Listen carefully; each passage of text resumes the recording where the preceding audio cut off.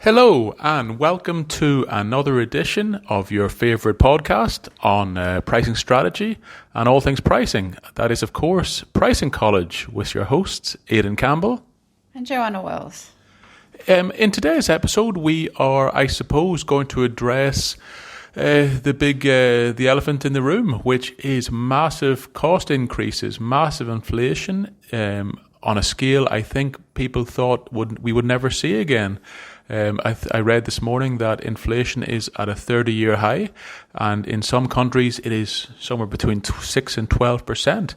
And that was even before this entire Ukrainian War and petrol prices and fuel prices and all that sort of stuff. So it is massive cost increases. And in today's episode, we want to say why,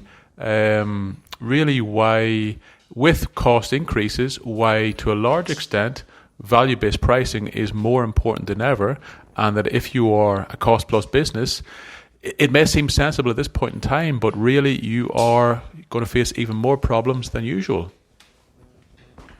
Yeah, I think that sort of is right. I mean, in times of inflation, you actually really need to understand the value of your product portfolio and the value of your business, and how customers perceive that value, how interested in it are they? Do they understand the value that they offer? What's the level of education that's required to understand that value?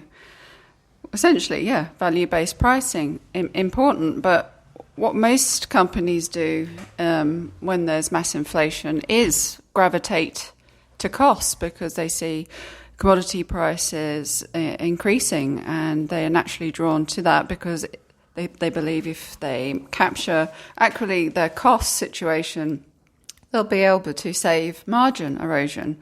But, unfortunately, tracking costs isn't the solution. And again, you've got to do the hard work there in understanding value and going through that journey. And it is a journey. It's not going to be a quick fix. And I think in a way the problem is that when companies are leaking margin quite significantly during times of inflation, it's easier almost to do what they know, capture costs, than to go through that journey to understand value. But often I think the problem is that once they start to understand or go down the path of understanding their value, they realize that due to their fixed focus on costs and cost plus pricing and operational efficiency, that actually the value that they offer has diminished over time, and that can be quite intimidating for businesses to realize that basically all the investment has gone in the wrong areas, and product innovation, there's very limited product innovation, and actually they've stagnated their value and innovation in the market. And what does that mean in terms of their pricing power? Well, it limits their pricing power. I think sometimes people look for, we've heard this term so many times, a silver bullet. People are looking for, in life and in business, they're looking for an easy solution to everything. And sometimes value-based pricing is sold as a silver bullet. Look, I'll be honest, I think so many businesses, certainly in B2B, but, in B2C also, are going to face really, really tough price increase discussions with customers, either whether or not this week or next week, but certainly in the next couple of months, because fundamentally you can't absorb the cost increases we're seeing and keep costs flat. These conversations are going to be super tough no matter what pricing methodology you use, because fundamentally, certainly if you're a cost plus business and you focus on low cost and you have an articulated value to your customer base, and they see you as low cost and they see you as a commodity supplier and cookie cutter and all those sort of things, in theory, when you come to them with a letter saying from July 1 prices will increase by 15% or whatever it is, and that's a completely plausible number, at the end of the day, a very large number of these customers will go out and look at alternative suppliers, and you will lose some revenue. You will lose some customers, because we all know how things work. You'll go out, you'll shop around, you potentially will get a lower quote from somebody else. If they don't really value you or understand the differences and think you're commoditized, they will get a lower quote. Whether that quote is realistic, whether it is sustainable, it doesn't really matter. A certain percentage of customers will go to this. And so, like I would say, in this environment with high inflation, we're going to see higher churn in customer bases. We're going to see more customers shopping around. It tempts people to use the old bait and switch. A lot of competitors will do, bring you in at that low rate and then up your prices down the line. Because fundamentally, it's better to have you in the door than not, to a large extent.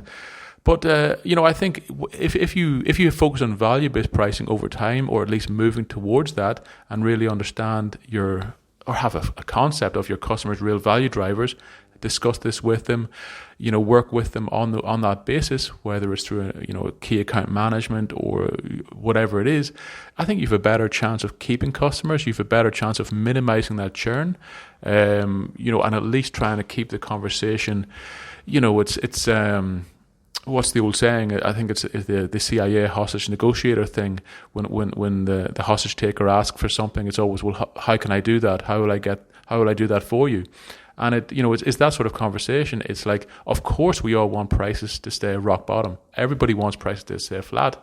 But, if you can get to the next step of how will I do that for you? How will I minimize cost? How will I increase your value? It's getting that conversation started, I think, is a real step. And if you're purely a commoditized player, purely a cost plus, you probably won't even get to the first part of that conversation. Yeah, I think another drawback of cost plus during times of inflation is that you really see how customers and businesses basically don't segment their customer base, and they treat all customers the same. And we find this is certainly the case when companies utilize like a cost plus system. They think, well, that's enough. We'll get enough margin doing that, and they don't think about the differences between customers. They don't think about how customers buy, why they buy from them. So, in times of inflation, what happens when you don't have customer segmentation? Well, is again knee-jerk reaction. You think, okay, I'm going to take as much business as possible. I'm not going to discriminate. We need more volume. We need more business in, but not necessarily thinking, well, supply. Do we have the raw materials to supply these customers? Are these customers ordering enough from us to warrant, to warrant the work, to warrant the margin?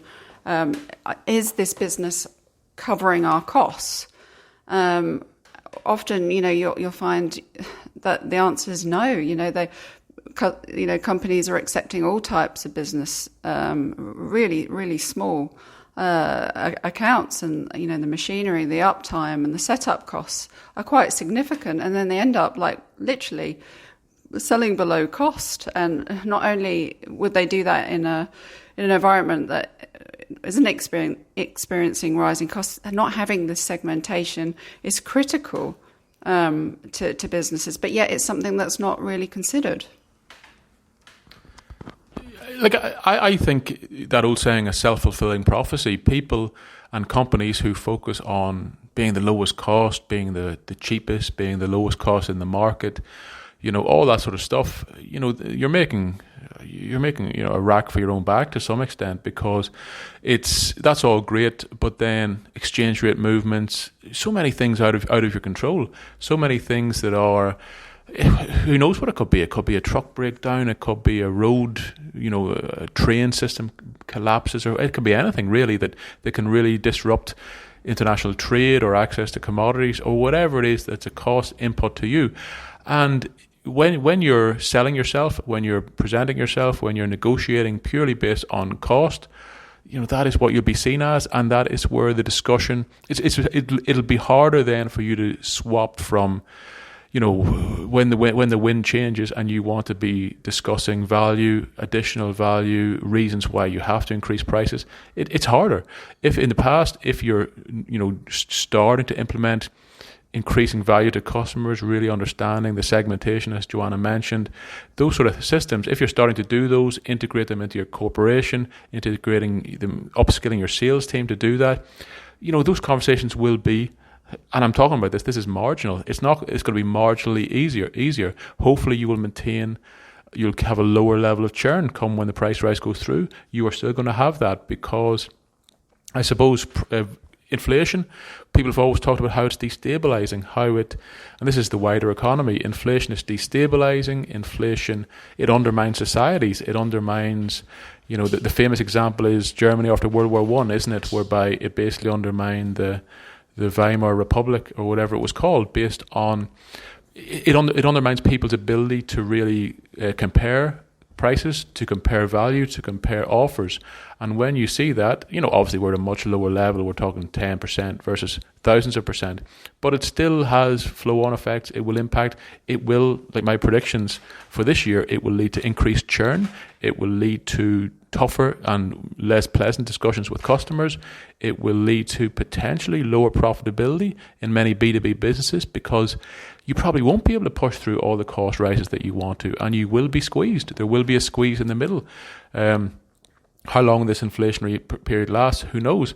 But, I think it's the old saying that Warren Buffett, when the water goes out, you see who's swimming naked. And a lot of companies who have been stripping out their sales team, stripping out that marketing, stripping out that, the expertise, they will be hurt. The companies who have been putting more effort into really articulating, increasing value, making better products, having better relationships with customers, you'd have to think, there's no guarantees, but you'd have to think they will benefit. Yeah, I think so, because you've got to think, especially in B2B, your customers are experiencing the same type of pain as well. And really, at the end of the day, they do understand the pressures that you're under. However, it has to be communicated to them. And often we find that because businesses have stripped out all the sort of the growth functions in their business, not all of it, maybe potentially 50% plus, they end up not communicating well with their customers. They don't give customers the communications that they need on price rises, changes in the business model, or even exciting news about successes, new assets that are going to generate more value for customers. Literally, there's no communication. And there's one thing that customers don't like. No, people don't like. People don't like when there's a lack of communication, and and there's a high need. They need that product. They need you to supply them on time. They need to know whether there's going to be long lead times, and then there's nothing. There's no explanation of why things are going wrong. There's no explanation about anything, and then there's whack. There's a price rise. Because in your mind, you have to give the price rise to cover your costs, to manage inflation.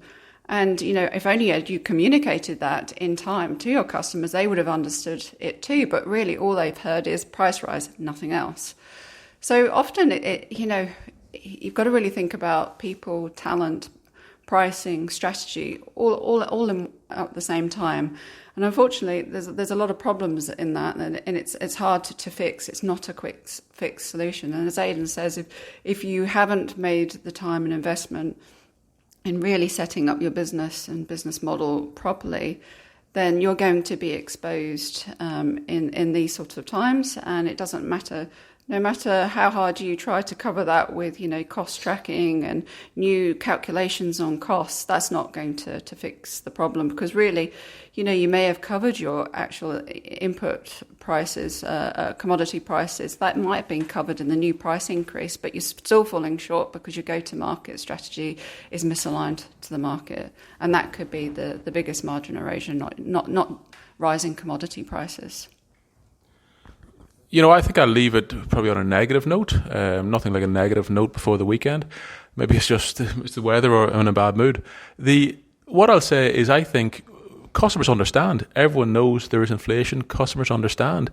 But certainly if you're dealing with procurement and you're up against, and as we know, procurement teams are becoming more and more short term. They're becoming, implementation and tactics versus strategy, as opposed to strategy and longer term stuff. And if you haven't built that longer term value story, they will understand, but they fundamentally won't care. They will understand, but they will take advantage of you. And it's appealing to their best interest and their best, their hearts. I don't think it's really going to cut the mustard. So yeah, I'm forecasting more churn. It is going to be a bit of business pain, and it's going to be tough. And I think, yeah, it's going to be certainly tougher for the weaker companies with the weaker pricing strategies. But I suppose on the positive note, on that same effect, the better companies will benefit. They will, as churn increases, they will keep more and probably win more. So you got to look at it in that way too. It swings and roundabouts. That's it from me today. Have a great weekend. Yeah, thanks a lot. Thanks for listening. All right, bye.